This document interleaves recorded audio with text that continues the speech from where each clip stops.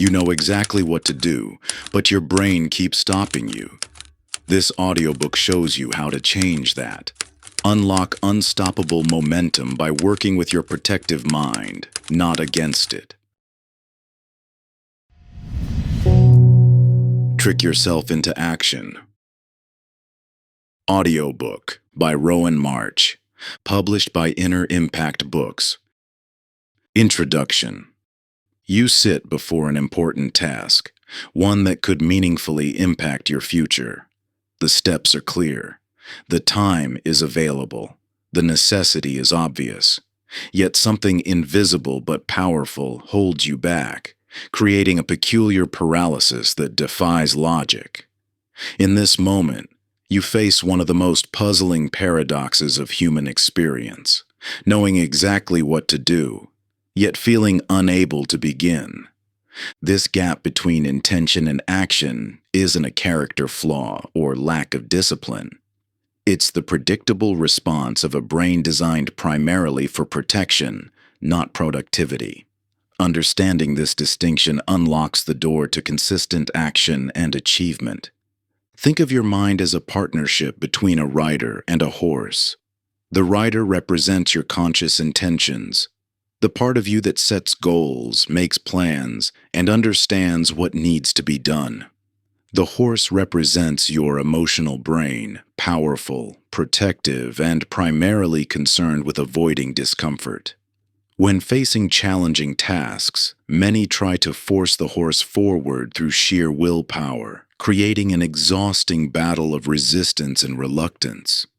But there's a different way.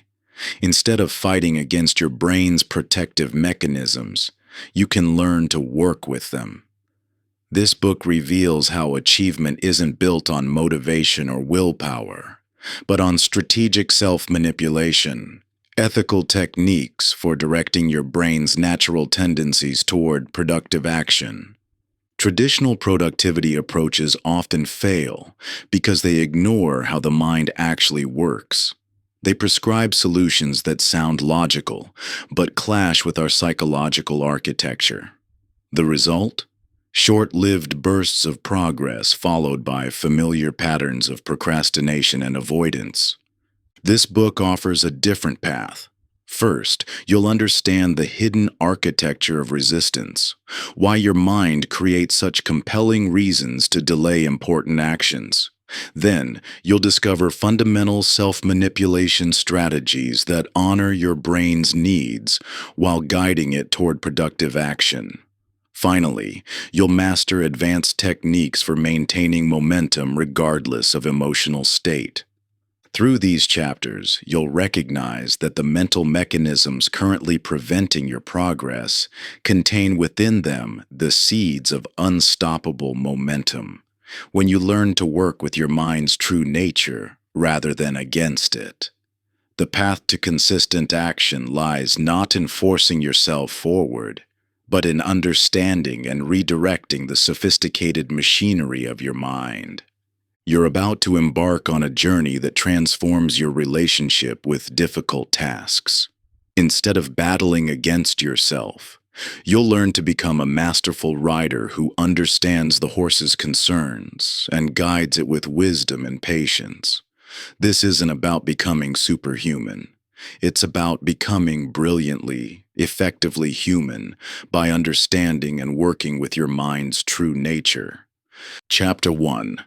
The Protective Mind. You've experienced it countless times. That moment when you're about to take action on something deeply important, something that could transform your life, and suddenly your mind floods with compelling reasons to wait, delay, or abandon the effort entirely. The resistance feels visceral, almost physical in its intensity, creating an invisible wall between you and meaningful action. This isn't random self-sabotage or lack of discipline. Your brain's response to challenging tasks follows a precise evolutionary logic, one that prioritizes protection over progress. When you understand this fundamental design, you begin to see resistance not as your enemy, but as an overprotective guardian doing exactly what it evolved to do. Your brain processes psychological discomfort through the same neural pathways it uses for physical pain. When you face a challenging task, uncertainty, or the possibility of failure, your mind responds as if you're encountering a physical threat. This protection mechanism served our ancestors well, keeping them safely within known territories and familiar behaviors. Today, this same system continues to operate, treating growth opportunities as potential dangers to be avoided. Think of your mind as an overprotective guardian who has created an invisible boundary around your comfort zone. This guardian doesn't distinguish between genuine threats and beneficial challenges. It responds to both with the same protective arsenal: procrastination, distraction, rationalization, and doubt. Each of these responses represents a sophisticated strategy to keep you safely within familiar territory. When you try to push through resistance using willpower alone, you're essentially fighting against your brain's core protective programming. This explains why traditional approaches emphasizing discipline and force of will often fail. They create an adversarial relationship with your own mind, triggering even stronger protective responses. What appears as procrastination might really be your brain's way of preventing potential failure. What feels like lack of motivation could be your mind's attempt to conserve energy for perceived threats. Even your most convincing excuses are actually protection mechanisms designed to maintain emotional safety. This understanding reveals why the common advice to just push through or force yourself often backfires. These approaches ignore the sophisticated nature of your brain's protective responses. The more you fight against these mechanisms, the more energy they consume, creating an exhausting cycle of resistance and force. The key insight isn't to overcome or defeat these protective responses, but to recognize them as valuable feedback. When you feel resistance rising, it's signaling something important about the task ahead. Rather than fighting this signal, you can learn to interpret and work with it. Your brain's protective mechanisms aren't flaws to be fixed, but features to be understood and redirected. This shift in perspective, from seeing resistance as an obstacle to viewing it as useful information, creates the foundation for a completely different approach to taking action. This is why successful action isn't built on motivation or willpower. It's built on understanding and working with your brain's protective nature, rather than fighting against it. When you align your approach with how your mind actually works, you unlock the ability to take consistent action without relying on temporary bursts of motivation or exhausting willpower. The resistance you feel toward important tasks isn't personal failure. It's your brain performing its primary function of protection. Once you truly understand this, you can begin to transform your relationship with difficult tasks, moving from frustration to strategic navigation. This fundamental shift in understanding paves the way for the practical strategies that follow. Because here's the truth about those who consistently take action toward their goals: they aren't more motivated or disciplined than you. They've simply learned to work with their brain's protective mechanisms rather than against them. They recognize that resistance isn't a wall to break through, but a signal to decode. By understanding their mind's protective impulses, they transform what looks like opposition into valuable feedback. While others exhaust themselves fighting against their brain's natural tendencies, these individuals have discovered how to channel these same instincts toward meaningful progress. The difference isn't in their willpower. It's in their relationship with resistance itself. They've learned to interpret their mind's hesitation not as an obstacle, but as intelligence gathering. transforming what initially feels like procrastination into a powerful form of preparation. When resistance arises, they don't immediately launch into battle with their own instincts. Instead, they pause to decode the valuable information hidden within their reluctance, using these insights to chart a more effective path forward. Chapter 2: The Motivation Myth. You sit there waiting for the perfect moment, that magical surge of motivation that will finally make taking action feel effortless and natural. The important task looms before you, and you tell yourself that once you feel truly ready, you'll begin. Yet that moment of readiness remains eternally out of reach, always seeming to hover just beyond tomorrow. This waiting game represents one of the most insidious traps in human psychology. The belief that you need to feel motivated before taking action creates a perfect closed loop of perpetual delay. You wait to feel ready, but that feeling rarely arrives precisely because you're waiting for it. The uncomfortable truth about motivation reveals itself in the actual neuroscience of human behavior. Motivation doesn't precede action, it follows it. Your brain produces motivation-enhancing chemicals like dopamine, not in anticipation of action, but as a reward for taking it. This creates a crucial insight. Waiting to feel motivated before acting is like waiting to feel fit before exercising. The very thing you're waiting for can only emerge from the action itself. Think of motivation as a fair-weather friend who shows up only after you've already begun. Once you're in motion, this friend appears with energy and enthusiasm, making it easier to continue. But relying on their arrival before you start means you'll be waiting indefinitely. This isn't a character flaw or personal failing. It's the predictable operation of your brain's reward systems. Successful people haven't discovered the secret to constant motivation.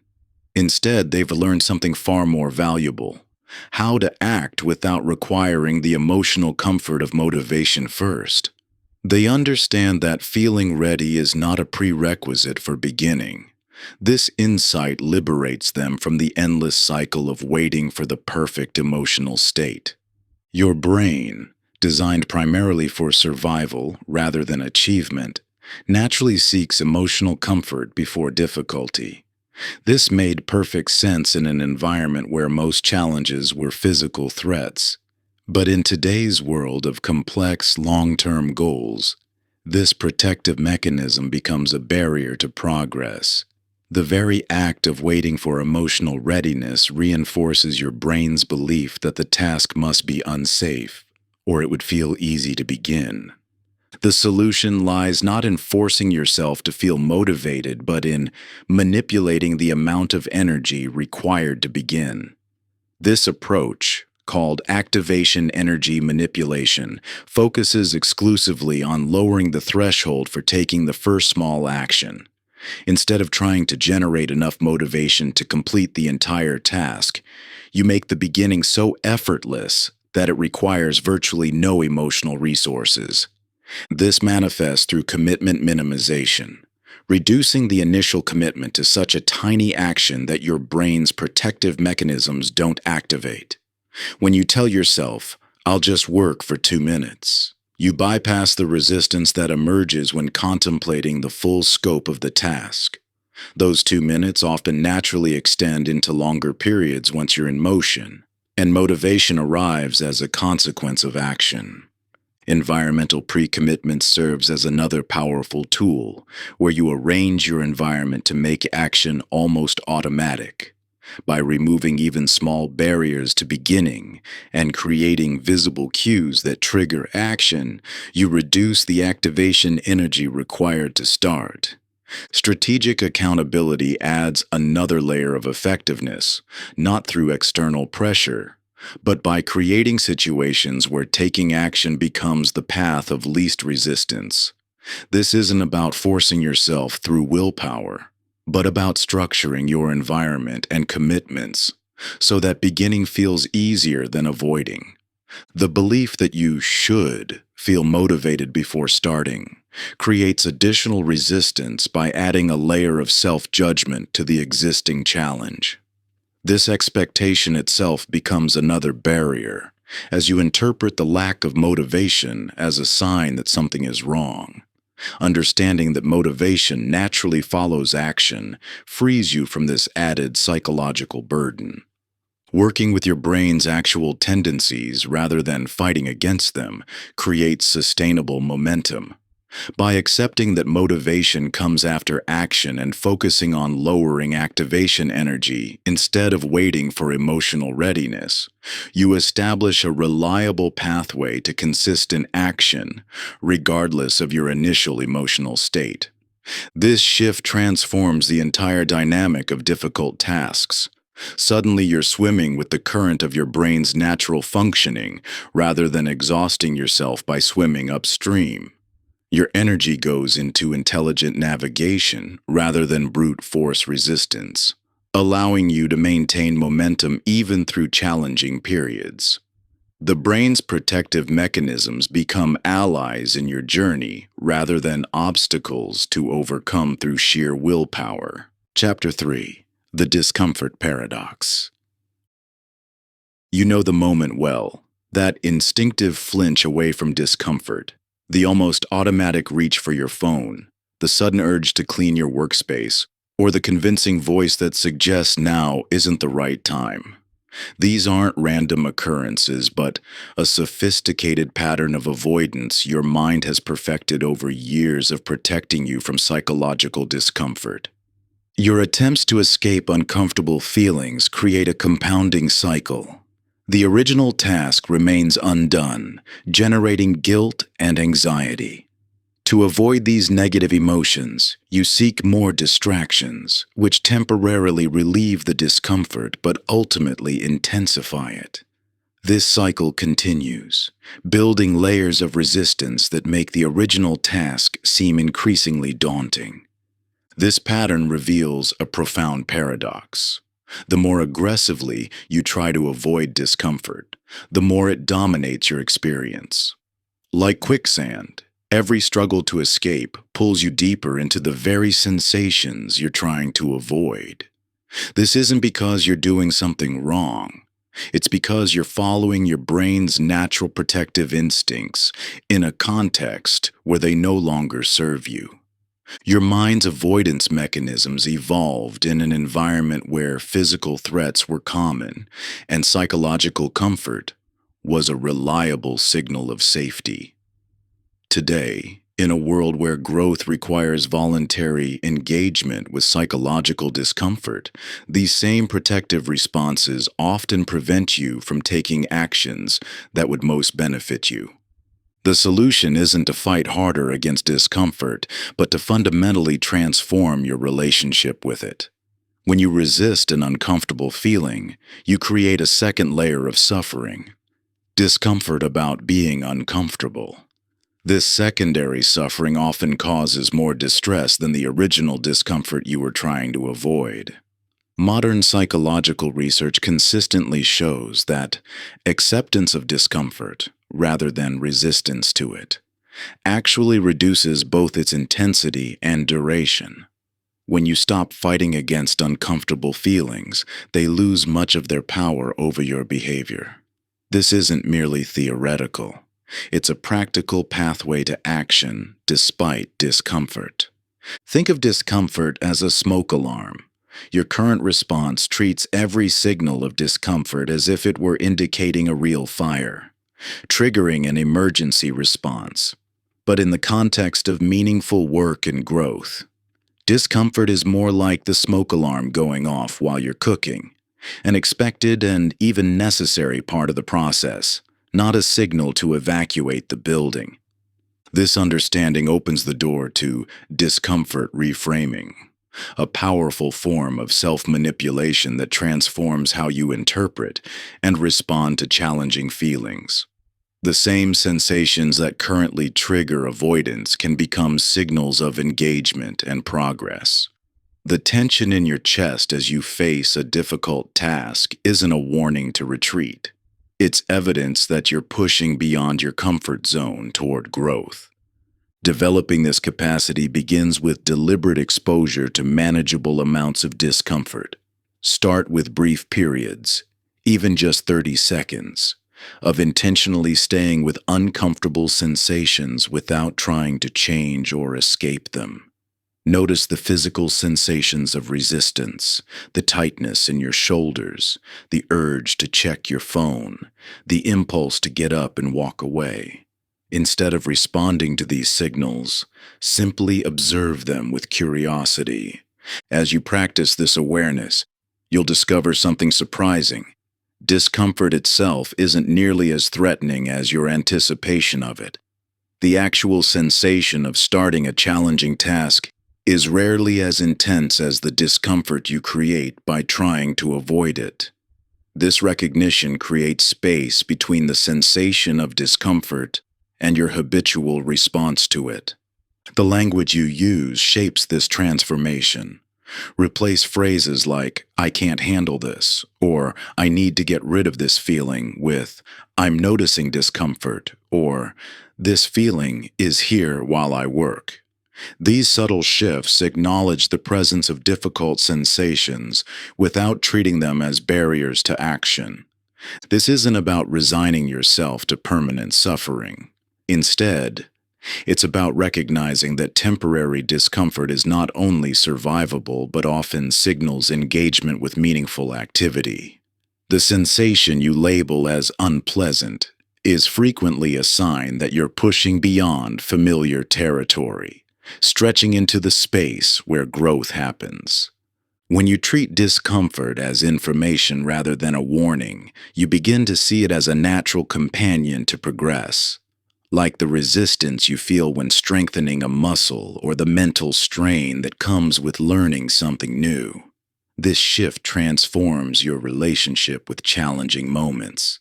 The tension in your shoulders while tackling a difficult project, the flutter in your stomach before an important conversation, the mental fog when facing a complex problem.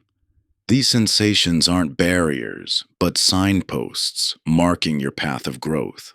They're your body's way of acknowledging that you're engaging with something meaningful, something that matters enough to trigger your protective responses. Chapter 4. The Starting Problem. You face an important task. The materials are ready, the goal is clear, yet hours pass as you find increasingly creative ways to avoid starting.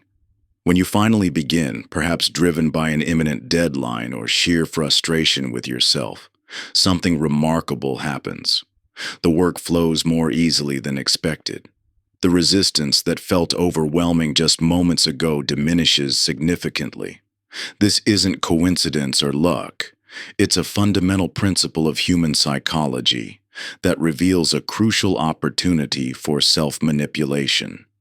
The stark contrast between pre-task resistance and mid-task engagement illuminates a critical truth. Beginning is disproportionately harder than continuing. This principle mirrors the physics concept of activation energy. The initial surge of energy required to start a chemical reaction is far greater than the energy needed to sustain it. Your mind operates under similar constraints. The psychological energy required to initiate action dramatically exceeds the energy needed to maintain it. Think of every task as having a 2-minute bridge you must cross. On one side lies intention, on the other, engagement. This bridge represents the critical transition point where most productive efforts fail. The resistance you feel isn't distributed evenly across the entire task. It's concentrated almost entirely in these first moments of initiation. Understanding this concentration of resistance transforms how you approach difficult tasks. Traditional productivity advice fails precisely because it treats all parts of a task as equally challenging. Complex systems and elaborate techniques target the wrong problem. The real challenge isn't maintaining effort throughout the task. It's crossing that initial threshold between intention and action. Most abandonment happens in this crucial transition, not during task execution. This understanding reveals why waiting to feel ready or motivated is particularly ineffective. Motivation rarely precedes action because the strongest resistance occurs before you begin. The very moment you're waiting for, when starting feels easy, is least likely to arrive when you need it most. The solution lies in developing specific strategies for crossing the initiation threshold with minimal resistance. Rather than trying to generate enough motivation or willpower to overcome this barrier, you can bypass it entirely through strategic self-manipulation. Commitment minimization stands as one of the most powerful initiation techniques. Instead of focusing on the entire task, commit only to the smallest possible first step. This isn't about tricking yourself into doing more. It's about removing the psychological burden of commitment that makes starting so difficult. When you tell yourself you'll work for just 2 minutes, you're not lying or setting up a false premise. You're simply focusing exclusively on crossing the initiation threshold, knowing that continuation becomes significantly easier once you're in motion. Environmental triggers provide another pathway across the initiation threshold by removing decision points. Each decision represents a potential point of failure where resistance can take hold. By pre-deciding exactly when and where you'll take action, you eliminate these vulnerability points. Implementation intentions. Specific plans that link situations to responses capitalize on this principle. Rather than leaving initiation to chance or motivation, you establish precise triggers that bypass conscious resistance. These strategies work because they target the actual point of resistance, rather than trying to generate more willpower or motivation. They acknowledge that your mind's protective mechanisms are strongest during initiation and create pathways around this resistance rather than trying to overpower it. The fear that starting might commit you to more than you can handle often intensifies initiation resistance. This fear creates a mental loop where you feel unable to start because you're focusing on the entire task rather than just the beginning. By separating initiation from continuation, treating them as distinct challenges requiring different strategies, you can address this fear directly. You're not committing to completing the entire task. You're simply committing to beginning. Understanding beginning as harder than continuing revolutionizes how you approach difficult tasks. Instead of trying to generate enough motivation to sustain long periods of work, you can focus your energy precisely where it's needed most, on crossing that critical initiation threshold. This targeted approach makes consistent action possible without requiring massive amounts of willpower or motivation. By directing your attention to the brief but crucial moment of initiation, you transform seemingly insurmountable tasks into manageable challenges. Your brain no longer needs to maintain the exhausting illusion of endless effort. It simply needs to navigate a momentary transition. This shift in perspective changes everything, transforming your relationship with challenging tasks from one of depletion to strategic engagement. When you recognize that the greatest resistance occurs in those first crucial moments, you stop exhausting yourself by trying to maintain high motivation throughout the entire process. Instead, you develop precise strategies for managing brief periods of discomfort, knowing that momentum naturally builds once you're in motion. This more sophisticated understanding of your mind's patterns allows you to work with your natural tendencies rather than constantly fighting against them. Chapter 5. The Focus Fallacy. You sit at your desk, time blocked for focused work, determined to maintain perfect concentration. Within minutes, your mind drifts. A notification catches your attention. A random thought surfaces about an upcoming event. Soon you're battling an internal war between what you should be doing and where your attention naturally wants to go. The harder you try to force focus, the more your mind seems to resist, leaving you frustrated and questioning your capacity for meaningful work. This struggle with concentration isn't evidence of personal failure. It reveals a fundamental misunderstanding about how your brain naturally functions. The entire premise that sustained, unbroken focus is necessary for meaningful achievement is deeply flawed. This misconception creates unnecessary suffering, while ignoring how your mind actually operates most effectively. Your brain naturally oscillates between periods of focused and diffuse attention. This isn't a design flaw. It's an essential feature that enables both concentrated work and creative integration.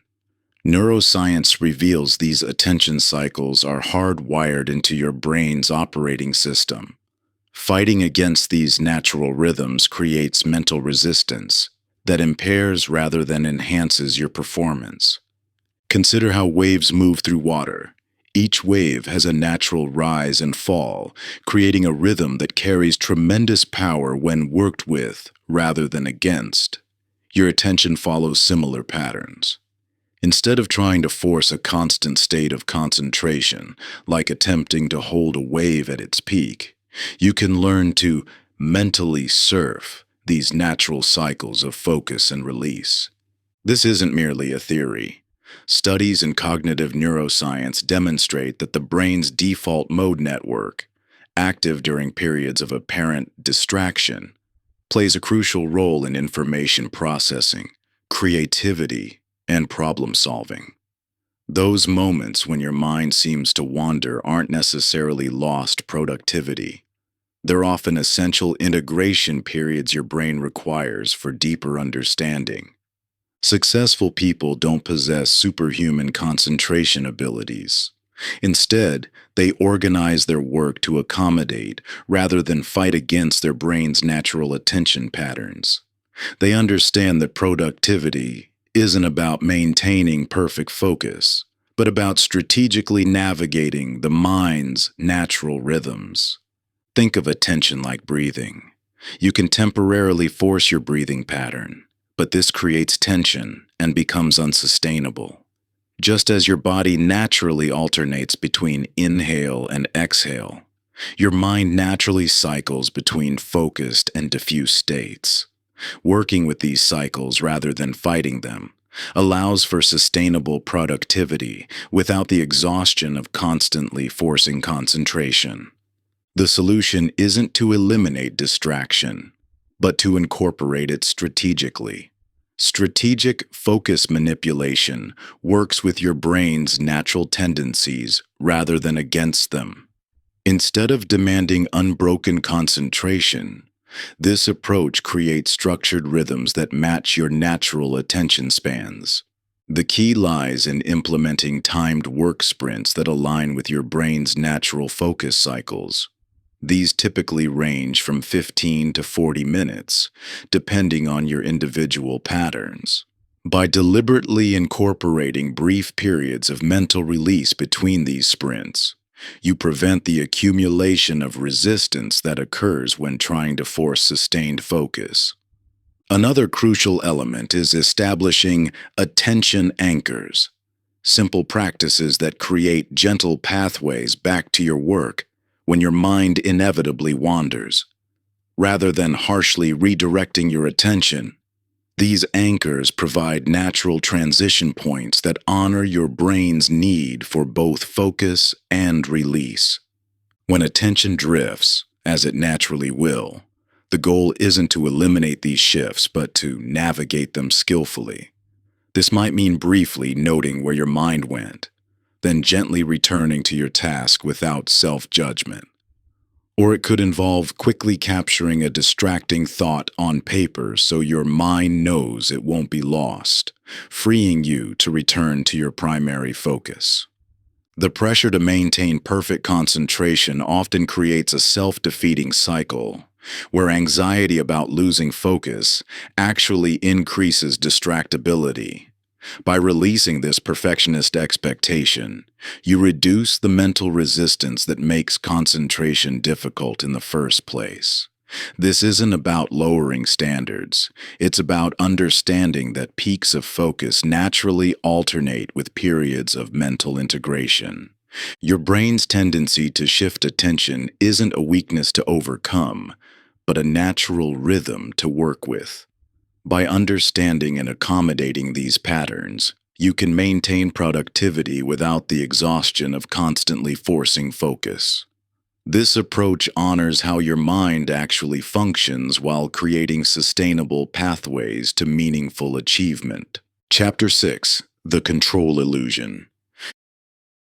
You're sitting there, trying desperately to focus on your work, but intrusive thoughts keep flooding in. The more intensely you attempt to push away worries about that upcoming presentation or silence the inner critic questioning your abilities, the more persistent these thoughts become. It's like trying to hold a beach ball underwater.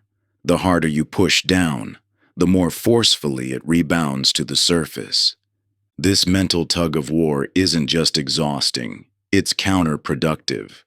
Your instinct to suppress unwanted thoughts and feelings seems logical. After all, they're interfering with your focus and productivity. But this approach consistently backfires, creating a paradoxical effect where resistance only strengthens what you're trying to eliminate. Research in psychological science has consistently demonstrated this rebound effect. When you actively try to suppress a thought, your brain must continuously monitor its presence to ensure successful suppression. This monitoring process keeps the unwanted thought active in your mental background, making it more likely to surface with increased intensity once your suppression efforts fatigue. Think of your mind like a flowing river. Attempting to block or dam the flow doesn't stop the water. It merely creates pressure that eventually finds release, often in unexpected and potentially destructive ways. However, understanding the principles of mental judo reveals a more effective approach, redirecting the energy you can't contain. Just as a martial artist learns to use an opponent's momentum rather than directly opposing it, you can learn to work with rather than against your mind's natural movements. This isn't about surrendering to distraction or giving up on focused work. It's about acknowledging mental experiences without struggling against them, allowing their energy to be redirected toward productive channels. When unwanted thoughts arise, attempting to force them away paradoxically ensures their persistence.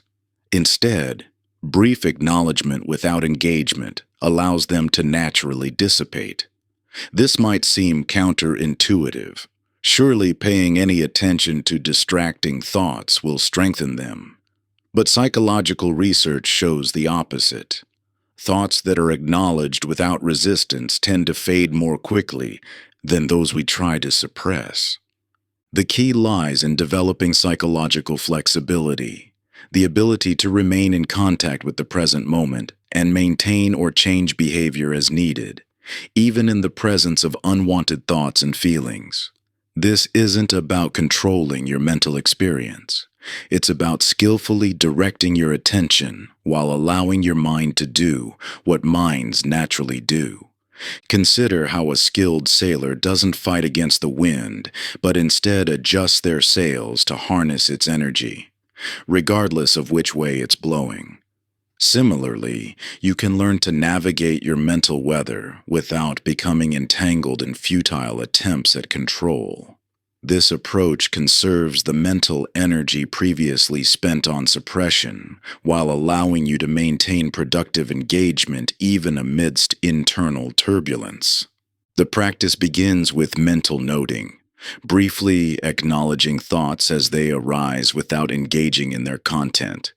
When worried thoughts surface, simply note thinking and gently return attention to your task. When self-doubt appears, note judging and redirect focus to your next action. This creates psychological distance without requiring suppression. Values anchoring provides another powerful redirection tool.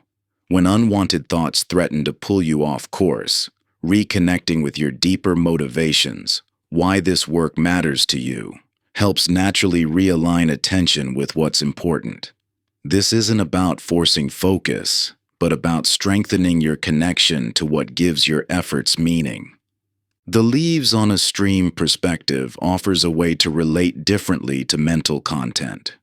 Imagine your thoughts as leaves floating on water. You can observe them pass by without needing to grab them or push them away. This metaphor helps cultivate a more spacious relationship with your mental experience, reducing the impulse to control or eliminate unwanted thoughts. Your mind's tendency to generate thoughts, even unwanted ones, isn't a malfunction to be corrected. It's a feature of how your brain works, one that can be worked with rather than against. The energy of these thoughts, when redirected rather than resisted, can actually support rather than hinder your progress. Like a river's current, mental activity flows continuously. Fighting against it exhausts you, while learning to navigate with it unlocks new possibilities. When you stop viewing your mind's activity as an obstacle and start seeing it as a natural force to be channeled, you transform what feels like interference into a source of momentum. This shift from resistance to collaboration with your own mental processes opens up a more sustainable path forward. Chapter 7. The Environment Effect. You sit down at your workspace with renewed determination. This time will be different. You've made the decision to change, feeling the surge of motivation coursing through you. Yet within days, you find yourself drifting back to old patterns, wondering why your ironclad intentions keep dissolving in the face of reality. This cycle is so common, so frustrating, that many conclude they simply lack the discipline or willpower to change. But this conclusion misses a crucial truth. Your environment shapes your actions far more powerfully than your intentions ever could. Your surroundings silently guide your behavior through countless invisible nudges, creating either friction or flow for specific actions. This isn't a weakness of character. It's the fundamental nature of human behavior. Think of your environment as a river's course. Water doesn't decide where to flow through conscious choice. It follows the path of least resistance carved into the landscape. Similarly, your daily actions tend to flow along the channels created by your physical surroundings, regardless of your mental state or intentions. This insight transforms the challenge of behavior change. Instead of relying on fluctuating willpower or motivation, you can deliberately architect your environment to make desired behaviors the natural path of least resistance. This isn't about forcing change through brute force. It's about making productive actions easier than unproductive ones. Your brain constantly scans the environment for cues about what actions to take, often before conscious awareness kicks in. When your phone sits within arm's reach while working, it creates a perpetual pull on your attention. When healthy snacks require opening a container while junk food sits readily available, you've unconsciously stacked the odds against your nutrition goals. These aren't failures of discipline. They're predictable responses to environmental design. Behavioral science reveals how seemingly minor environmental factors create massive behavioral impacts across populations. Moving healthy food to eye level in cafeterias significantly increases healthy choices. Adding just 20 seconds of effort to access unhealthy snacks dramatically reduces consumption. Placing a water bottle on your desk each morning increases hydration more effectively than any amount of conscious intention. This points to a revolutionary approach. Instead of trying to overpower your environment through willpower, reshape it to naturally guide desired behaviors. This is behavior architecture. The deliberate design of your surroundings to make productive actions flow more easily than unproductive ones. The key lies in understanding friction, the effort required to perform any action. Every behavior has built-in friction, either supporting or hindering its execution. By strategically adding friction to unwanted behaviors while removing it from desired ones, you can dramatically shift behavioral patterns without requiring constant conscious effort. Want to read more? Place books in prominent locations while tucking away electronic devices. Hoping to exercise in the morning? Set out your workout clothes the night before while making entertainment options less accessible.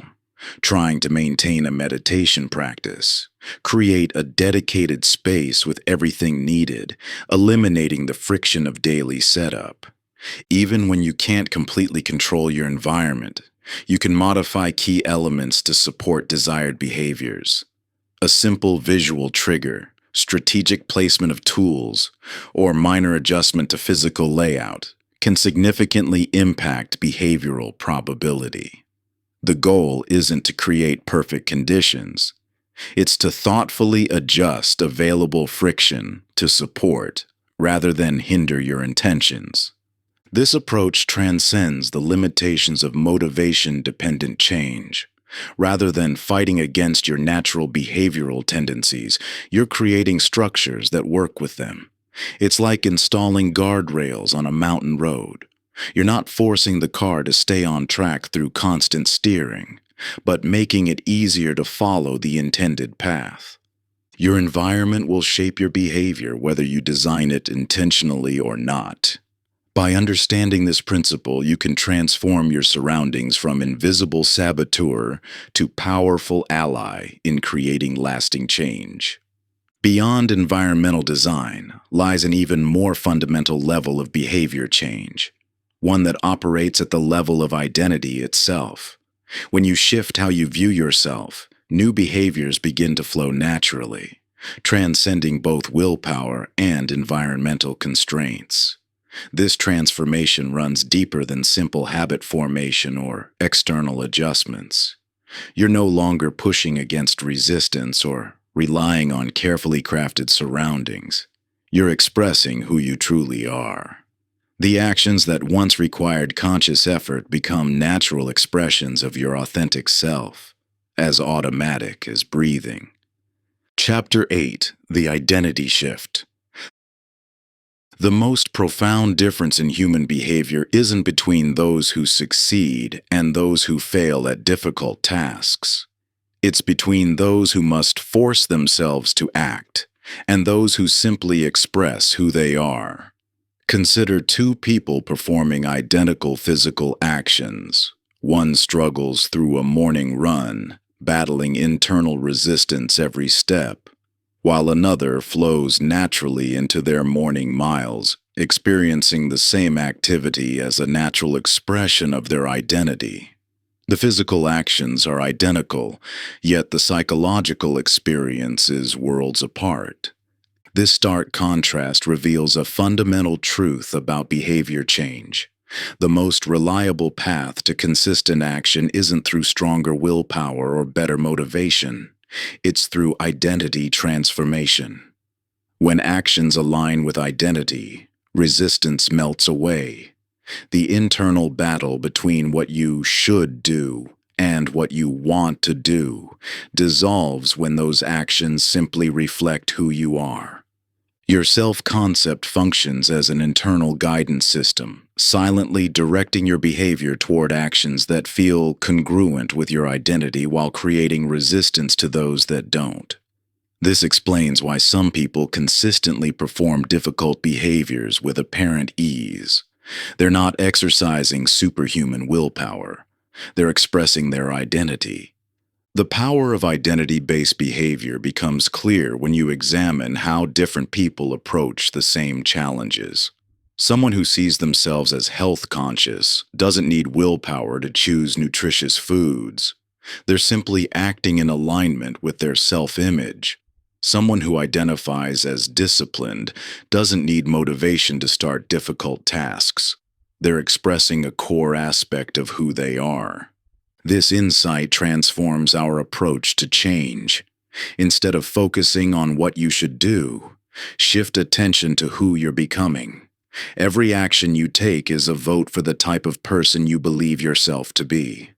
Each time you follow through on a commitment, you strengthen your identity as someone who keeps their word. Every time you start a difficult task without procrastinating, you reinforce your self-image as someone who takes decisive action. Your brain naturally seeks consistency between your actions and your self-image. By deliberately cultivating specific identities, you can harness this powerful psychological drive. Rather than fighting against your natural tendencies, you create a situation where taking desired actions feels like authentic self-expression. This identity-first approach explains why traditional behavior change strategies often fail. Relying on willpower or motivation while maintaining an inconsistent self-image creates constant internal conflict. It's like trying to force a compass to point in a direction opposite its natural alignment. It will always pull back toward its true north. The practical path to identity transformation begins with language. The phrases "I am" and "I do" carry far more psychological weight than "I should" or "I want to." When you say, "I am becoming someone who," you engage deeper levels of motivation than when you say, "I need to start." This isn't mere semantic wordplay. It's about aligning your self-concept with your desired behaviors. Evidence gathering accelerates identity formation. Your brain constantly looks for proof to support its beliefs about who you are. By deliberately collecting and reflecting on evidence of your emerging identity, you strengthen these new self-perceptions. Each small action that aligns with your desired identity becomes a building block of your new self-concept. While this transformation is powerful, it requires patience and strategic progression. You can't simply declare a new identity and expect immediate change. Instead, start with small actions that feel authentic to your emerging identity. As evidence accumulates and your self-concept shifts, increasingly challenging behaviors begin to feel natural rather than forced. This approach transcends the limitations of both willpower and environmental design because it works with your brain's fundamental drive for consistency. When actions flow from identity, they bypass the need for constant conscious effort or external reinforcement. The resistance you feel toward certain behaviors isn't a character flaw. It's valuable feedback about misalignment between your actions and identity. By focusing on identity cultivation rather than behavior forcing, you create lasting change that feels like authentic self-expression rather than constant self-coercion. This inner friction serves as a compass, pointing toward areas where your self-image hasn't yet expanded to encompass new possibilities. When you attempt to force behaviors that conflict with your current identity, you're essentially fighting against your brain's fundamental drive for internal consistency. But by gradually evolving your self-concept first, those same behaviors begin to feel natural and aligned with who you are. The path to transformation lies not in overriding your resistance, but in understanding its message and using it as a guide for authentic growth. Chapter 9. The Commitment Device. You've likely noticed a peculiar pattern in your productivity. Tasks that drift endlessly when working alone suddenly become manageable, even urgent, when others are involved. That presentation you've been putting off for weeks gets completed the night before your team needs it. The website updates you've delayed for months happen immediately when a client asks for them. The workout you've been meaning to do materializes instantly when a training partner is waiting. This striking contrast reveals a fundamental truth about human behavior. External consequences often succeed precisely where willpower fails. Your brain's motivation centers respond more reliably to immediate, concrete consequences than to abstract future benefits. This isn't a character flaw, it's the predictable operation of neural circuitry designed for immediate survival rather than long-term planning. What makes this insight particularly valuable is that you can deliberately harness this tendency through strategic pre-commitment, creating consequences that your brain can't ignore. Instead of relying on fluctuating motivation or willpower, you can establish external structures that ensure follow-through regardless of how you feel in the moment. Think of pre-commitment as future self-protection. When you're clear-headed and motivated, you can make decisions that protect your important goals from the inevitable moments when your motivation wavers. This isn't about restricting your freedom. It's about ensuring your actions align with your deeper values, rather than momentary impulses. Your present self often underestimates how differently your future self will think and feel. In the evening, you confidently commit to waking up early to work out. But when morning arrives, your brain generates compelling reasons to stay in bed. Pre-commitment mechanisms bridge this gap between your aspirational and present self. Behavioral economics research consistently shows that voluntary constraints paradoxically increase freedom by ensuring follow-through on important goals. When students voluntarily restrict their social media access during study hours, their academic performance improves significantly. When people allow automatic transfers to savings accounts, their financial security increases dramatically. The key insight is that these constraints aren't imposed. They're chosen specifically to protect what matters most. The most effective pre-commitment strategies create immediate, unavoidable consequences for procrastination. Social accountability leverages your brain's powerful desire to maintain commitments to others. Financial stakes engage loss aversion, your brain's tendency to work harder to avoid losses than to achieve equivalent gains. Strategic choice elimination removes decision points where motivation typically falters. You might resist creating consequences for yourself, viewing it as unnecessary or even punitive. But this resistance often comes from the same part of your brain that resists the important work itself. Remember, consequences aren't punishment. They're protection for your most meaningful goals. When designing commitment devices, calibrate them precisely to your personal resistance patterns.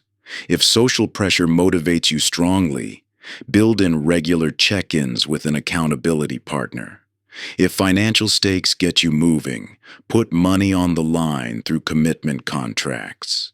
If decision fatigue derails you, eliminate choices about when and where you'll work. The key is creating consequences that are meaningful enough to override momentary discomfort, but not so severe that you avoid engaging with them entirely. Start small, with stakes that feel challenging but manageable, and adjust based on your response. Successful pre-commitment also requires closing potential loopholes your future self might exploit. Make consequences immediate and automatic rather than requiring your future self to enforce them. Use third-party platforms or accountability partners who won't accept the creative excuses your brain will inevitably generate. The power of pre-commitment lies in its ability to bypass the need for constant motivation or willpower. Instead of fighting against your brain's natural tendencies, you're creating external structures that work with them.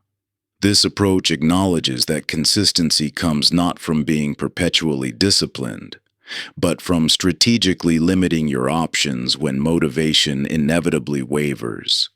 Your brain's response to consequences isn't a weakness to overcome.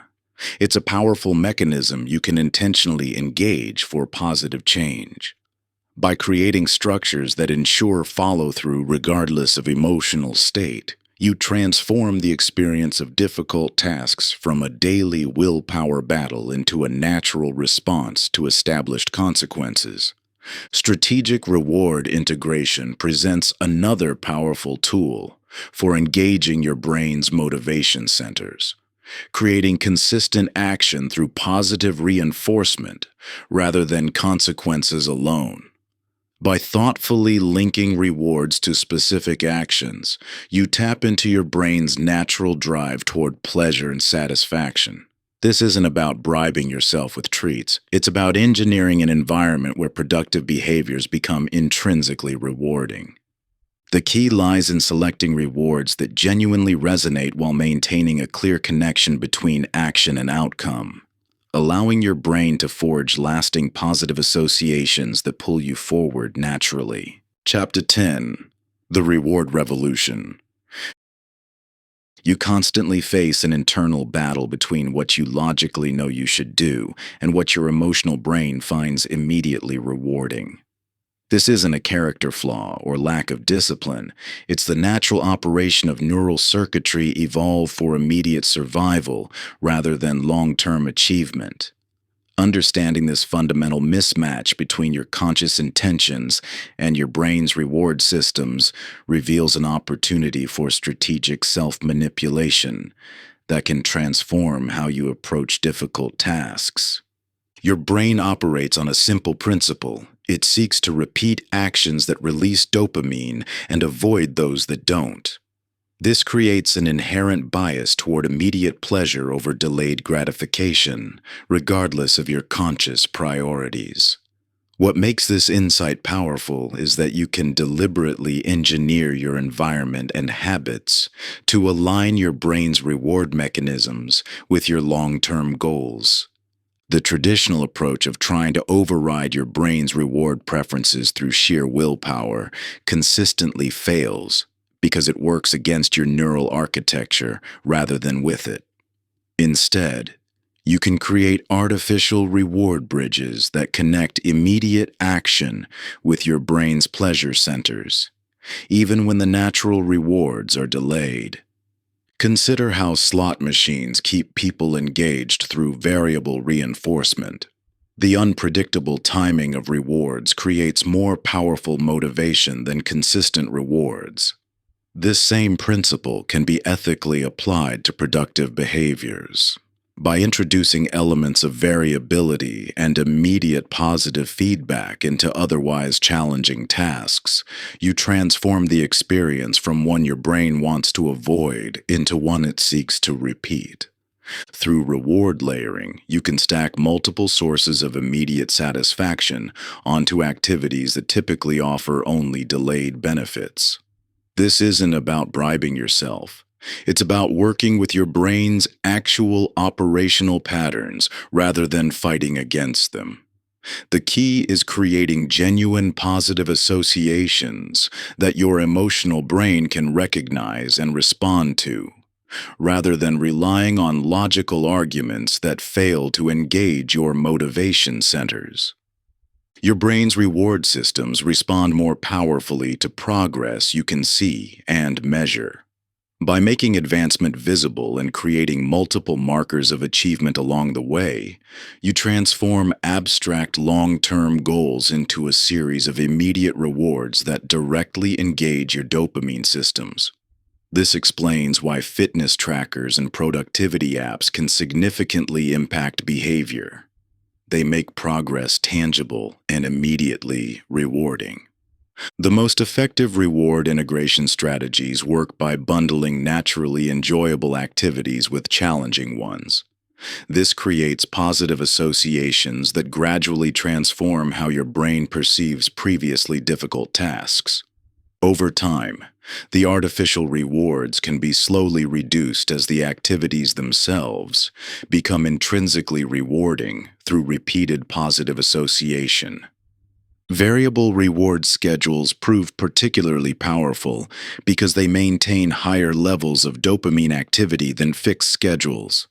By introducing elements of unpredictability into your reward system, you create stronger motivation than offering yourself the same reward every time. This explains why social media platforms are so engaging. The variable nature of responses creates a powerful dopamine loop that keeps users returning. Progress tracking systems serve a dual purpose. They make advancement visible while simultaneously activating reward centers through the satisfaction of recording achievement. This explains why crossing items off a to-do list feels disproportionately satisfying. It provides immediate positive feedback for completion, regardless of the task's actual importance. When implementing reward integration strategies, your brain may initially resist artificial motivation systems, arguing that you should be able to do important things without external rewards. This resistance stems from a misunderstanding of how motivation actually works. Your brain's reward systems aren't optional features you can override through logic.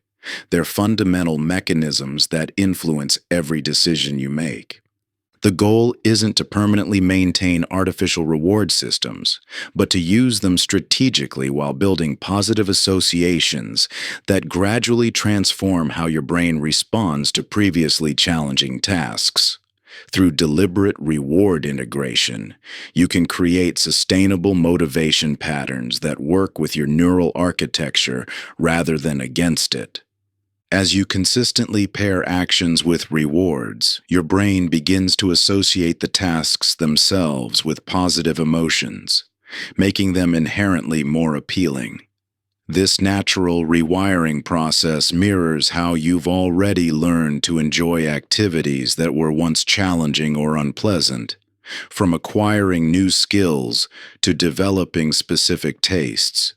Your brain's remarkable plasticity means that with patience and consistent reinforcement, even the most daunting tasks can become neutral or even appealing, eliminating the need for external motivation systems altogether. Chapter 11. The Friction Principle. Your actions consistently flow along the path of least resistance, like water moving downhill.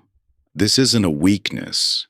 It's a fundamental principle of human behavior that explains why your best intentions often crumble in the face of convenience. Understanding this tendency reveals a powerful opportunity for behavior change that doesn't depend on constant willpower or motivation. The path of least resistance shapes your choices far more powerfully than conscious intention. When healthy snacks are hidden in the back of the refrigerator, while processed foods sit at eye level, your behavior naturally flows toward what's immediately accessible. When your phone is within arm's reach while you work, your attention naturally drifts toward its frictionless distractions. Your brain automatically calculates effort costs for every possible action, steering you toward choices that require the least energy expenditure. This calculation happens below conscious awareness, which is why you often find yourself making convenient but regrettable choices despite your best intentions. The key insight is that this tendency can be redirected rather than overcome through force. Behavioral economics research consistently demonstrates that even minimal increases in friction dramatically alter behavior patterns. When cafeterias place healthier options at eye level and less healthy choices below, fruit and vegetable consumption increases significantly without any changes to menu items or prices. When websites add just one extra click to access distracting content, engagement drops substantially. Instead of fighting against your natural inclination toward ease, you can strategically manipulate friction to make desired behaviors the path of least resistance. This approach works with your brain's tendency to minimize effort rather than requiring constant conscious override of this protective mechanism. Choice architecture, the deliberate design of decision environments, determines behavior more reliably than willpower. By creating strategic friction for undesired behaviors while removing friction for desired ones, you ensure your automatic choices align with your conscious intentions. The practical implementation focuses on three key areas. choice simplification, decision elimination, and strategic inconvenience. Choice simplification reduces the cognitive load of positive decisions by limiting options and making the best choice obvious. Decision elimination creates automatic defaults that support your goals, removing the need for active choice in crucial moments. Strategic inconvenience places small but effective barriers before unwanted behaviors, redirecting your natural tendency toward ease. Most people significantly underestimate how sensitive their behavior is to small differences in convenience. Adding just 20 seconds of friction to an unwanted behavior can reduce its frequency dramatically. Similarly, removing even minor obstacles from desired behaviors can increase their likelihood substantially. The goal isn't to make good choices that require zero effort. That's often impossible. Instead, you're aiming to ensure that positive choices require less effort than negative ones. This subtle re-engineering of your choice environment creates sustainable behavior change without depleting limited willpower resources. Your physical and digital environments can be deliberately designed to guide you toward productive choices without requiring conscious deliberation each time. The key is identifying where current friction patterns oppose your goals and systematically reversing them to support desired behaviors. When you understand that convenience shapes choices more powerfully than conviction, you stop relying on motivation and start creating environments that naturally guide you toward positive actions. This shift from forcing behavior through willpower to designing surroundings that support your goals transforms the experience of behavior change from constant struggle to natural flow. Energy management fundamentally shapes your capacity for consistent action in ways that transcend traditional time management approaches. While schedules and to-do lists help organize your tasks, they can't address the deeper reality that your ability to take meaningful action fluctuates throughout each day.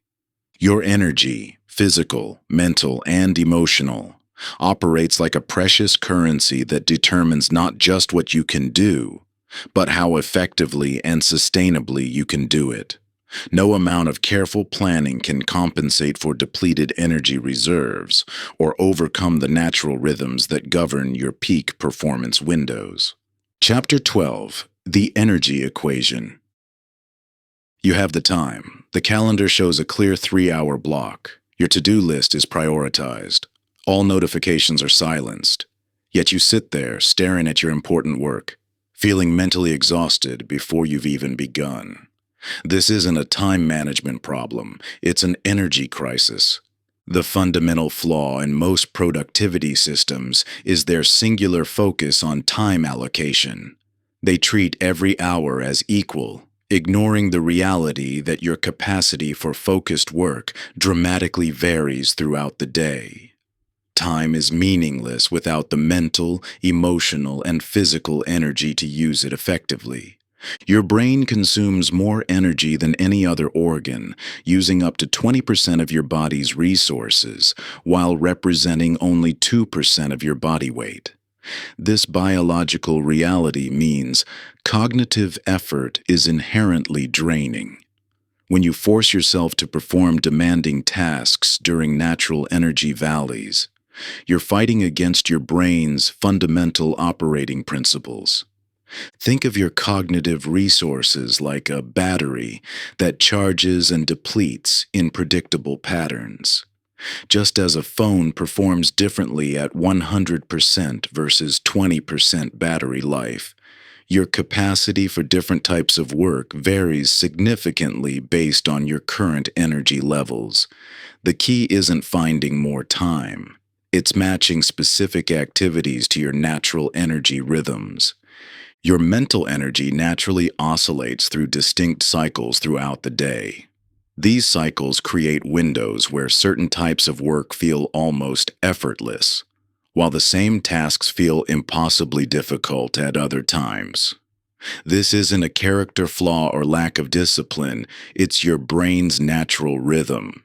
Different tasks require distinctly different types of mental energy.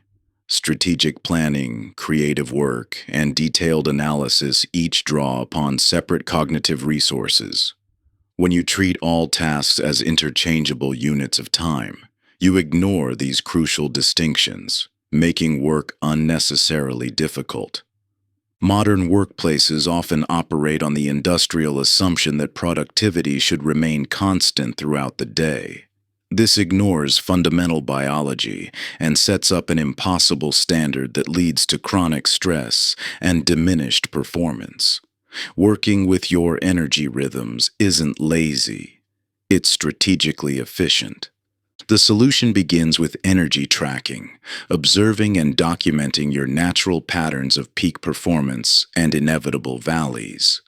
When do you naturally feel most alert? When does creative work flow easily? When do detail-oriented tasks feel most manageable? These patterns reveal your optimal windows for different types of work. Once you understand your energy patterns, categorize your tasks based on their cognitive demands. High-energy tasks requiring deep focus or creative insight should be scheduled during your peak periods. Administrative work, routine tasks, and activities requiring less cognitive horsepower can fill the valleys. Strategic renewal practices become essential tools for maintaining productive energy. Brief periods of genuine rest, whether through movement, meditation, or complete disconnection, aren't indulgences, but vital investments in your cognitive resources. These recovery periods allow you to maintain higher average energy rather than swinging between extremes. The most successful people don't have more willpower or discipline. They're simply more strategic about matching their most important work to their periods of peak energy. They understand that trying to force deep work during natural energy valleys is both inefficient and unsustainable. Your energy patterns may not perfectly align with conventional work schedules. That's normal. The goal isn't to conform to an ideal schedule, but to identify and leverage your personal rhythms. Even within external constraints, small adjustments in task timing can significantly impact your effectiveness. Energy management doesn't mean working less. It means working smarter by aligning tasks with your natural capacity. This approach often enables more total productivity while reducing the subjective experience of effort. You're not doing less. You're doing things at the right time. The path forward isn't about finding more hours in the day or forcing yourself to maintain constant output. It's about understanding and strategically leveraging your natural energy patterns to make important work feel easier and more sustainable. Time management without energy management is like having a full tank of gas in a car with a dead battery. The potential is there, but you lack the power to use it effectively. Your productivity isn't a linear equation of time invested, but rather a dynamic interplay between your capacity and your tasks. When you align your most demanding work with your peak energy periods, you unlock a level of effectiveness that no amount of pushing through fatigue can match. This isn't about working harder or longer. It's about working in harmony with your body's natural rhythms, transforming resistance into flow. The most successful people aren't necessarily those who work the most hours, but those who master the art of matching their energy to their objectives. Chapter 13. The Perspective Pivot. The same task sits before two different people. One experiences it as an oppressive burden, their chest tightening with dread as they contemplate the work ahead. The other approaches it with genuine curiosity and engagement, seeing an opportunity for growth and mastery. The circumstances are identical, but their experiences exist in completely different emotional universes. This stark contrast illuminates a fundamental truth about human experience. Your perception shapes reality more powerfully than objective conditions. When you view difficult work as punishment, your brain activates stress responses that make everything feel harder. When you see the same work as growth, your neural pathways align to support engagement and learning.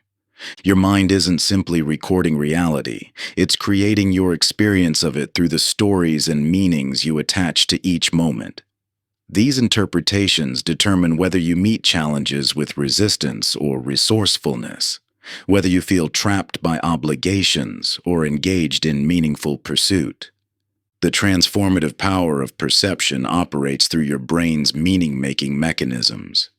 When you interpret a task as threatening, your amygdala triggers protective responses that make focus and engagement nearly impossible. When you view the same task as an opportunity, your prefrontal cortex activates reward circuits that enhance motivation and capability. Think of your perceptual frameworks as mental lenses through which you view every experience. Just as camera filters dramatically alter how a scene appears without changing its physical reality, your interpretive lenses transform how you experience challenges without requiring external changes. The task remains identical, but your relationship with it shifts completely. Most people assume their interpretations of difficulty reflect objective reality rather than chosen perspectives. When work feels oppressive, it seems self-evident that it is oppressive. When challenges feel threatening, their threatening nature appears undeniable. Yet research consistently demonstrates that subtle shifts in mental framing powerfully alter both emotional experience and actual performance. Studies in cognitive psychology reveal how framing effects influence everything from pain tolerance to athletic performance. When subjects reframe physical strain as evidence of getting stronger rather than breaking down, their endurance dramatically increases. When students view tests as opportunities to learn rather than judgments of worth, both their experience and scores improve. Your brain automatically generates interpretations of every situation you encounter. But these interpretations are choices you can influence rather than fixed realities you must accept. Through deliberate cognitive reframing, you can transform how you experience necessary difficulties without denying their challenging nature. The process begins with recognizing genuine benefits within necessary challenges, not as fake positivity, but as an exploration of legitimate advantages you might be overlooking. Every difficulty contains potential for growth, skill development, or meaningful achievement when viewed through the right lens. This shift requires engaging your natural curiosity about how different perspectives might transform your experience. Rather than forcing yourself to think positive, you're investigating how various interpretive frames affect your relationship with challenges. By connecting immediate struggles to deeper values and long-term aspirations, you infuse difficult moments with personal meaning. The same actions take on new significance when viewed as steps toward meaningful growth rather than arbitrary obligations. This reframing isn't about denying reality or suppressing genuine emotions. It's about expanding your perceptual range to include interpretations that serve you better while remaining grounded in truth. You're not pretending challenges don't exist. You're transforming your relationship with them. The power of perception extends far beyond temporary mood enhancement. When you systematically shift how you interpret challenges, you literally rewire your brain's response patterns. What once triggered threat responses begins activating reward circuits instead. Changing your relationship with challenges often proves more effective than trying to eliminate them entirely. Rather than waging a constant battle against difficulty, you can transform how you experience necessary struggles, reducing resistance without requiring endless willpower. Through deliberate cognitive reframing, what you once experienced as pure burden can become genuine opportunity. not through denial or forced positivity, but through an expanded understanding of how perception shapes reality. The circumstances remain unchanged, but your experience transforms completely. The key isn't to ignore challenges or pretend they don't exist. It's to recognize that your interpretations dramatically influence your experience, and that these interpretations are more flexible than they appear.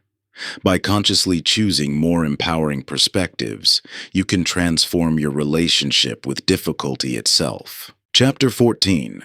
The Curiosity Cure. You sit before a challenging task, feeling the familiar weight of expectation and judgment pressing down. The mere thought of potential failure triggers an instinctive resistance, making even the first step feel impossibly daunting. Yet this same task, approached with genuine curiosity rather than pressure to perform, transforms into something entirely different.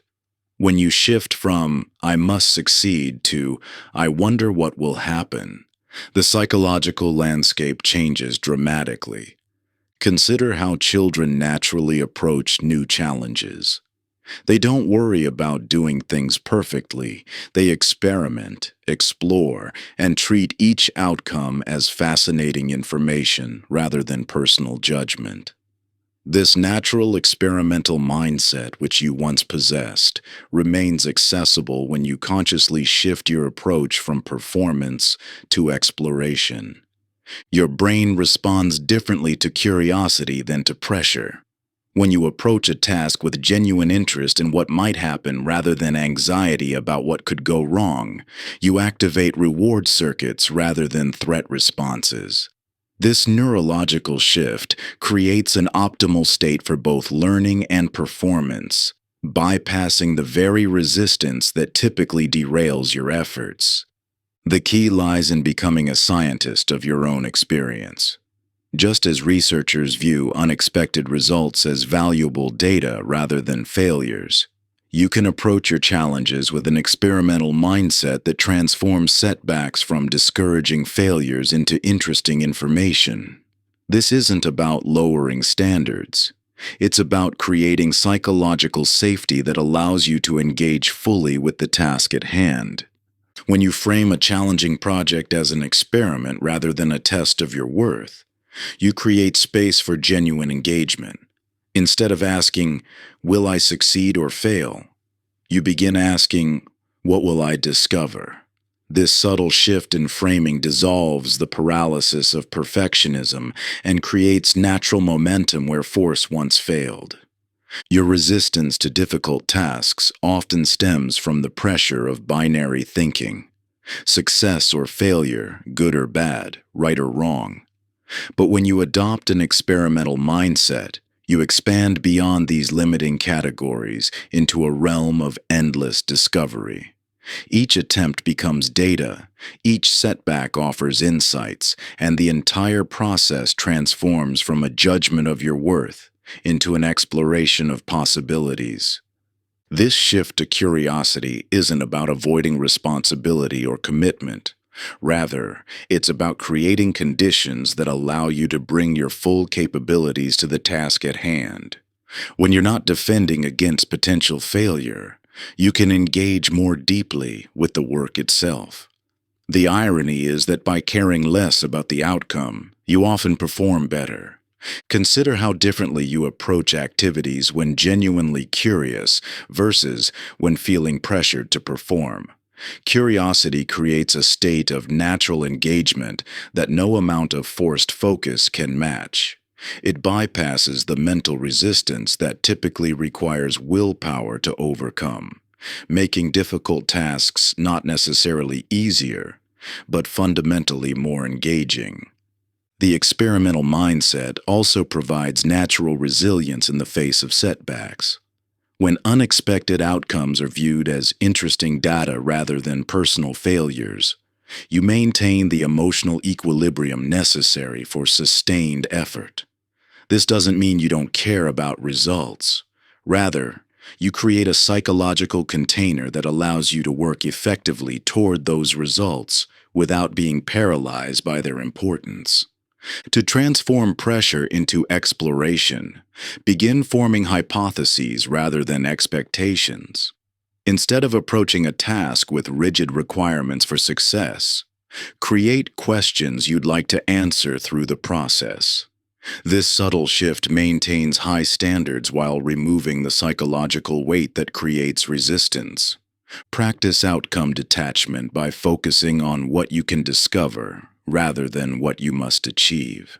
This doesn't mean becoming indifferent to results, but rather creating enough psychological space to engage fully with the process itself.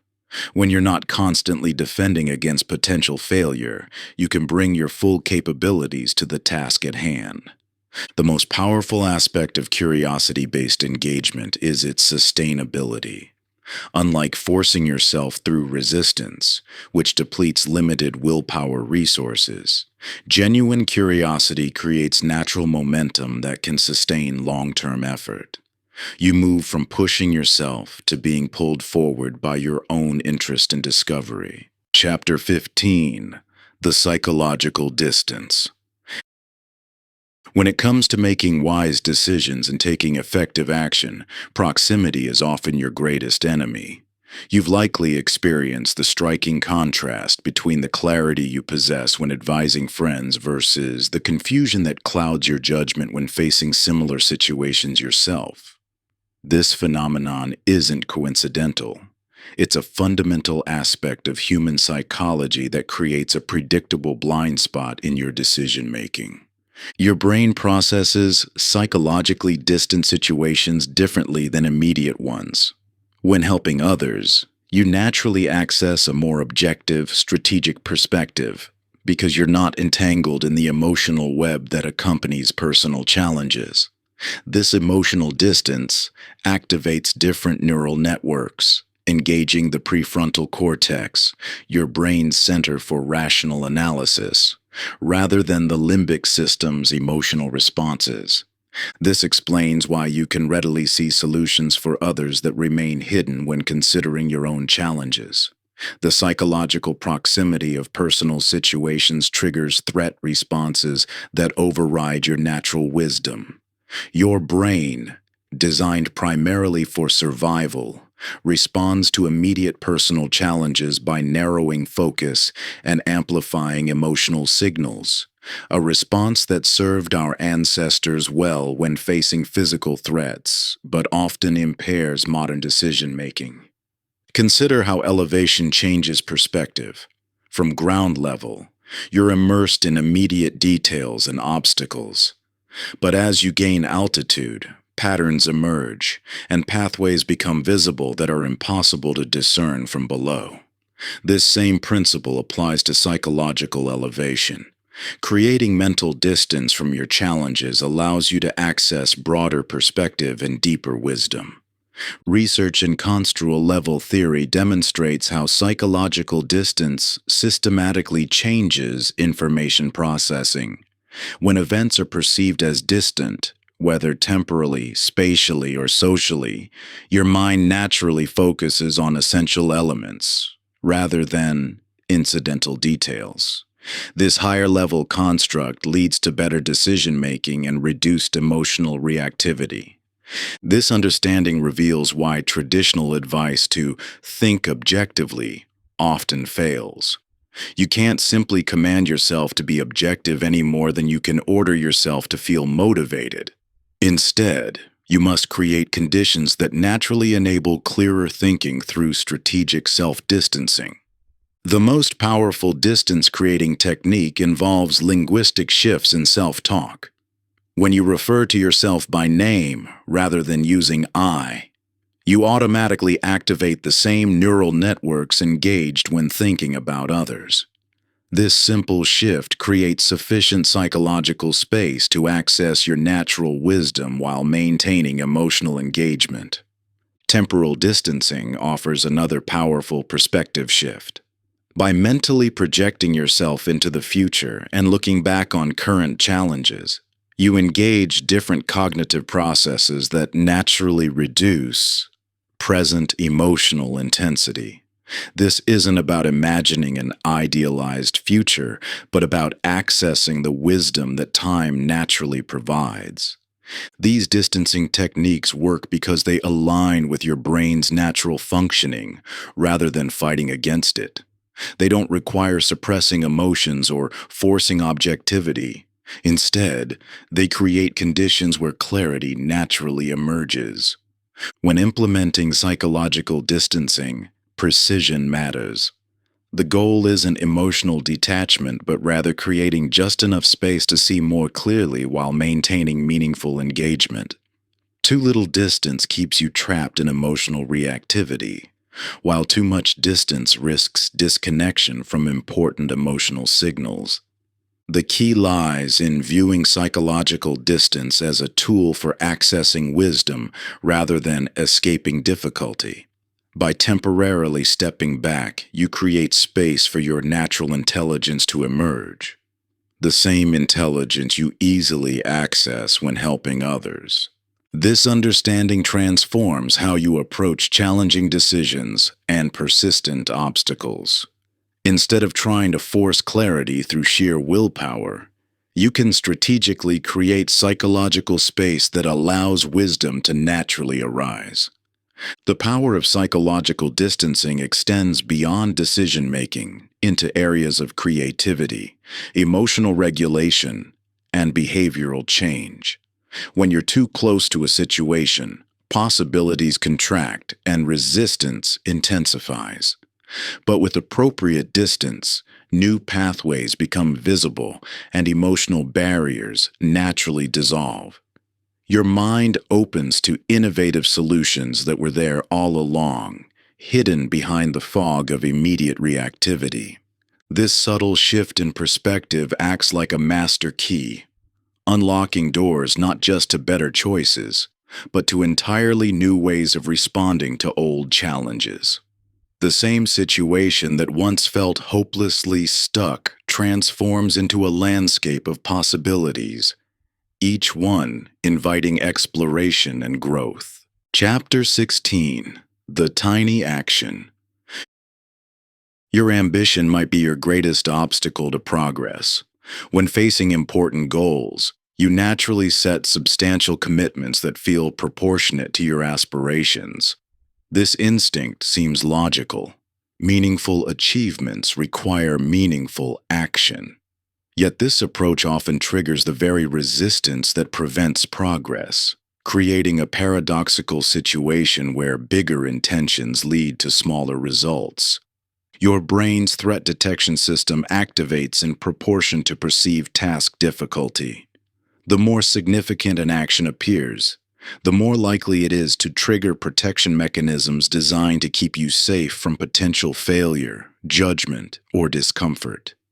This creates an inverse relationship between perceived action size and likelihood of initiation. The larger the commitment, the stronger the resistance. However, this same mechanism reveals a powerful opportunity for strategic self-manipulation.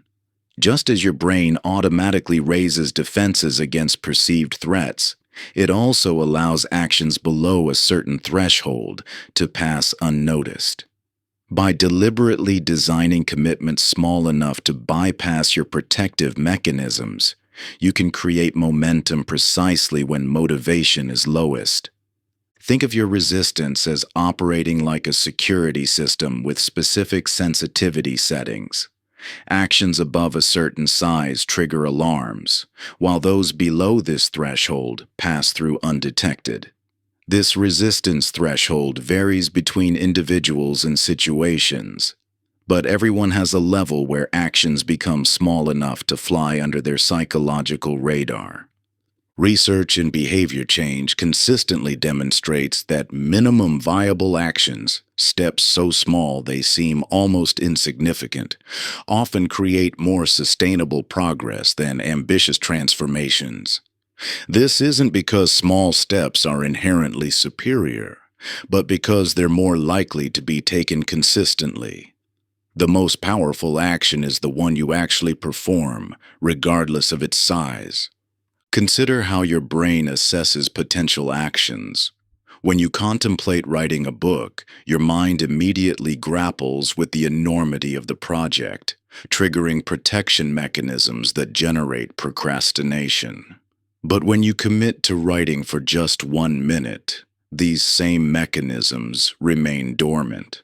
The action is too small to register as a threat. This insight transforms how you approach challenging goals. Instead of fighting against your brain's protective responses with willpower or motivation, you can simply make your actions small enough to avoid triggering them in the first place. This isn't about lowering standards or abandoning ambition. It's about creating consistent progress through strategic action sizing. The key lies in identifying your personal resistance threshold and deliberately designing commitments that fall below it. This might mean reducing your workout commitment from 30 minutes to 1 minute, your writing goal from 1 page to 1 sentence, or your cleaning objective from an entire room to a single surface. While these commitments might seem inadequately small, they serve as entrance ramps to larger action by establishing momentum without triggering resistance. The 1 minute rule provides a concrete example of this principle in action. By committing to just 60 seconds of a challenging task, you create an action so small that your brain's protective mechanisms don't activate. Once engaged, you often continue naturally beyond the initial commitment, not because you're forcing yourself, but because starting was the only real obstacle. Minimum viable actions work similarly by identifying the smallest possible step that still moves you forward. Instead of committing to a complete workout routine, you might simply put on your exercise clothes. Rather than tackling an entire project, you could open the relevant document and review the first paragraph. These seemingly insignificant actions create progress by establishing engagement without triggering resistance. What makes this approach particularly powerful is its reliability during low motivation periods. When you're feeling energized and motivated, action size matters less because your heightened state naturally overcomes resistance. But during the inevitable periods of low motivation, having actions small enough to execute regardless of emotional state becomes crucial for maintaining momentum. This approach often triggers skepticism. Surely such small actions can't lead to meaningful achievement. Yet this perspective misses the profound difference between what gets you started and what keeps you going. The size of your initial action matters far less than its ability to create engagement. Once begun, you can naturally expand your effort based on available energy and motivation rather than forcing yourself through resistance. Your brain's threat detection system doesn't distinguish between real and imagined dangers. It responds to perceived size and difficulty. By understanding and working with this mechanism rather than fighting against it, you can create consistent progress through actions so small they bypass resistance entirely. This isn't about thinking small, it's about starting small to enable thinking big. Chapter 17. The Choice Illusion. Every time you face a choice point, you create an opportunity for abandonment. This fundamental truth explains why even your strongest commitments often dissolve in the moment of decision. You've experienced this countless times, the firm resolution to exercise that evaporates when choosing between morning or evening workouts. The commitment to focused work that unravels when deciding which task deserves priority. The intention to eat healthily that crumbles when confronting multiple menu options. These decision points aren't just opportunities for procrastination. They actively deplete the mental resources you need for follow-through. Your brain processes each choice as a meaningful expenditure of energy, drawing from the same limited pool of resources required for self-regulation and willpower. This creates a cruel irony. The more decisions you face about taking positive action, the less mental energy you have available to actually execute that action. Understanding this mechanism reveals why traditional approaches to consistency often fail. When you rely on making the right choice at each decision point, you're essentially gambling your success on having sufficient mental resources at exactly the moments when those resources are being depleted. It's like trying to drive across the country while stopping every mile to decide whether to continue. Each pause creates unnecessary friction and increases the likelihood of turning back. The solution lies not in strengthening your decision-making ability, but in eliminating decision points entirely. Through pre-commitment and systematic decision elimination, you can create unbroken pathways to action that bypass the mental negotiation that typically precedes important tasks. Consider how you navigate your morning hygiene routine. You don't wake up each day and deliberate whether to brush your teeth, which toothbrush to use, or how long to brush.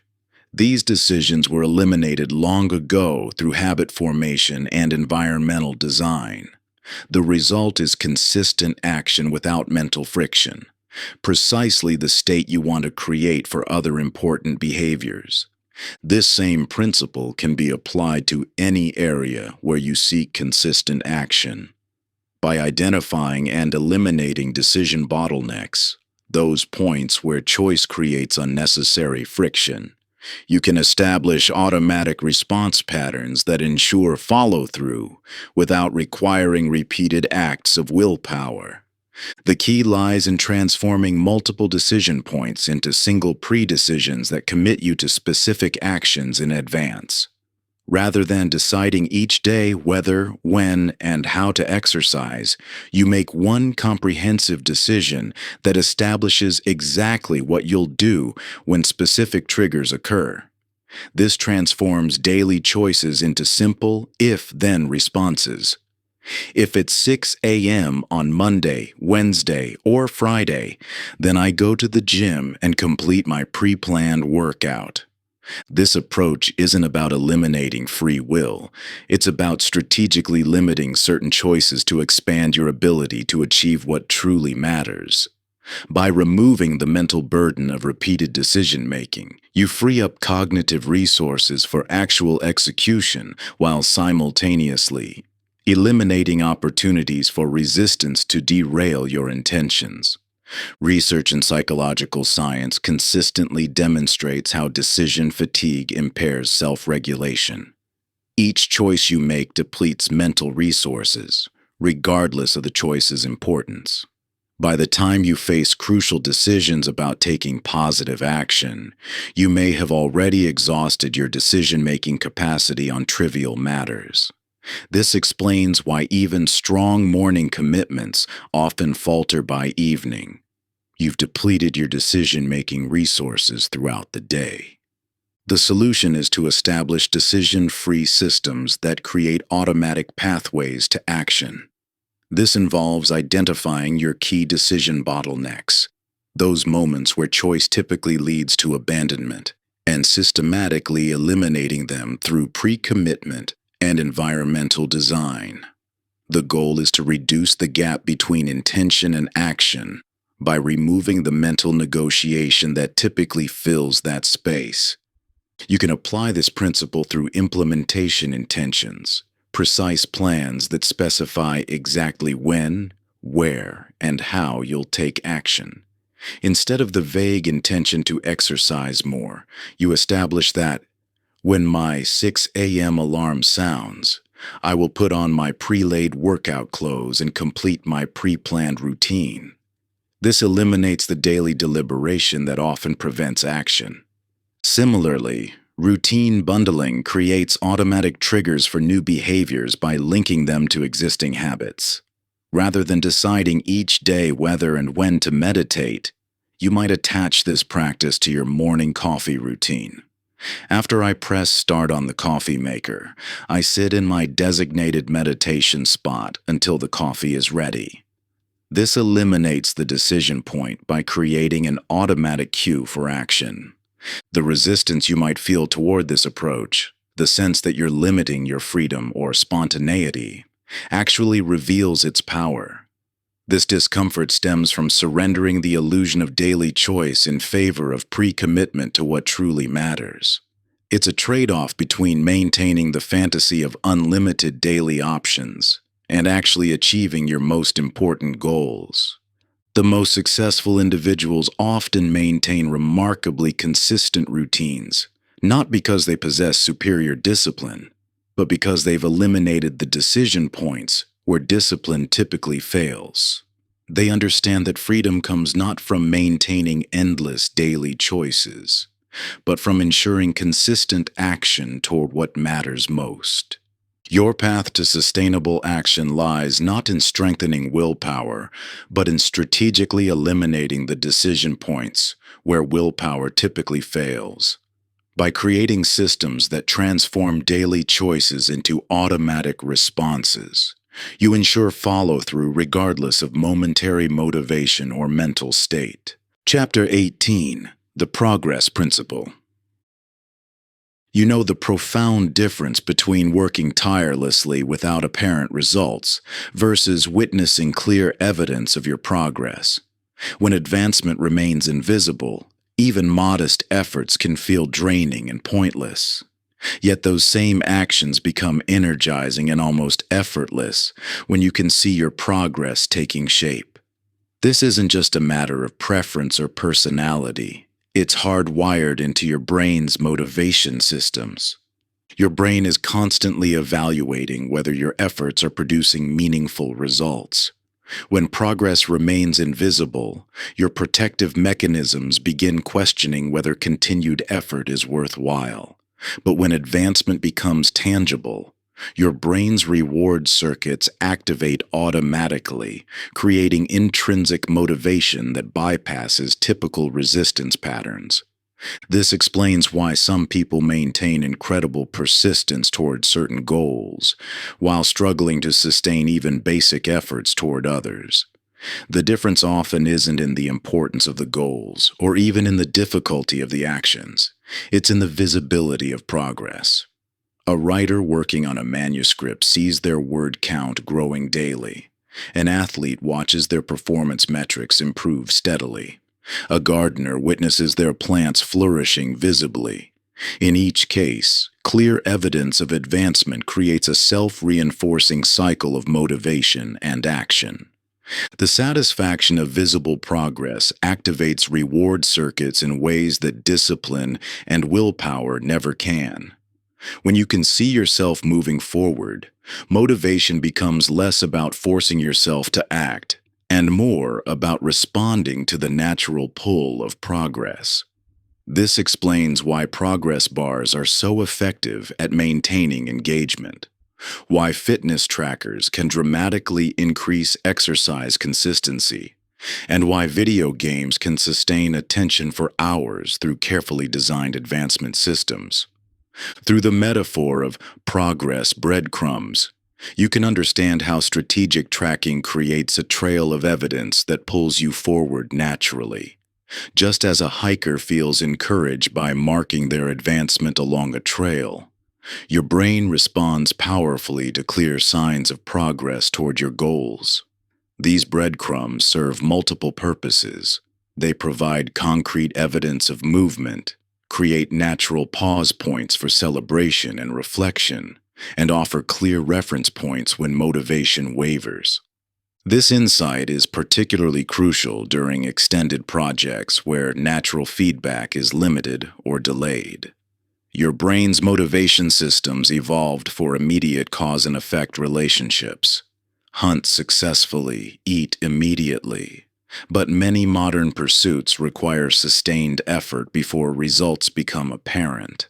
By deliberately creating evidence of progress along the way, you bridge this gap between effort and outcome.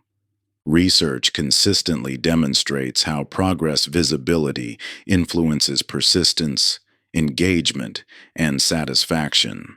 Studies across diverse domains, from education to creative work, show that people who can track their advancement maintain motivation longer, report greater satisfaction, and ultimately achieve better outcomes than those working without clear progress markers. The key lies in understanding that progress perception isn't just about measuring advancement. It's about creating psychological evidence that your efforts are meaningful and effective. This explains why the same amount of objective progress can feel radically different depending on how it's framed and tracked. Your brain's need for evidence of progress isn't a weakness to overcome. It's a powerful system to leverage. By understanding this fundamental aspect of your psychology, you can design progress tracking systems that work with your brain's natural tendencies rather than against them. This creates sustainable momentum without requiring constant discipline or external motivation. Progress visibility is particularly powerful because it creates a positive feedback loop. When you can see your advancement, you feel more motivated to continue. This increased motivation leads to more action, which creates more visible progress, further strengthening your motivation. This self-reinforcing cycle can maintain momentum even through difficult phases of long-term pursuits. This understanding transforms how you approach goal pursuit.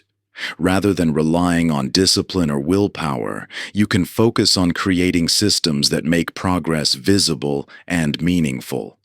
This might mean breaking larger goals into recognizable sub-goals, creating visual representations of advancement, or establishing metrics that highlight improvement from your starting point, rather than distance from your end goal.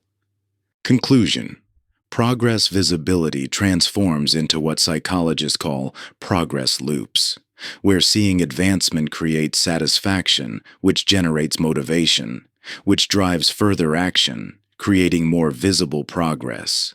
This self-reinforcing cycle explains why some of the most challenging pursuits become almost addictively engaging once you can track your improvement. Yet many important goals lack natural feedback mechanisms. Career advancement, relationship growth, personal development. These vital areas often progress in subtle ways that escape daily notice. This is where strategic progress tracking becomes essential. By deliberately creating evidence of advancement, you transform abstract pursuits into tangible journeys, where each step forward becomes both visible and motivating. The key lies in identifying the appropriate metrics for your specific goals. Financial goals naturally translate into numbers. But what about improving communication skills or becoming more patient? The solution is creating proxy measurements, indirect indicators that reflect meaningful progress. A communicator might track conversations initiated, conflicts navigated successfully, or moments of active listening practiced. Someone developing patience could note instances of pausing before responding, or times they chose perspective-taking over immediate reaction. These metrics serve as progress breadcrumbs, small but clear markers that reveal your path forward while simultaneously reinforcing your capacity for continued advancement. They transform the abstract into the concrete, the invisible into the visible, creating natural motivation through evidence of effective action. Progress tracking becomes particularly crucial during the middle phase of any significant undertaking, what psychology researchers call the messy middle, where initial enthusiasm has faded but the finish line remains distant. This is where visible progress serves as an emotional bridge, connecting present effort to future outcomes through tangible evidence of advancement.